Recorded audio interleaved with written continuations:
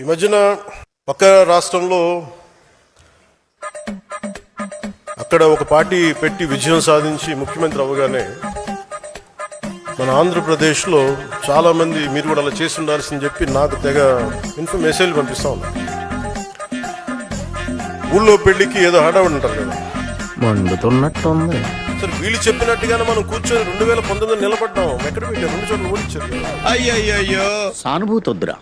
నిజంగా నేను పదవే నాకు ప్రధానం అనుకుంటప్పుడు 2008లోనే యూత్ వింగ్ కాదు ఎంపీగానే పోటీ చేశాను. Flash back.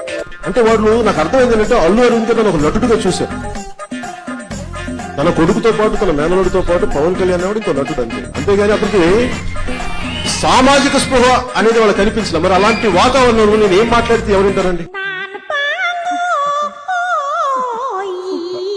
ఇంకా లాక్కండి తెగుద్ది. నాకు అదే అనిపిస్తుంది.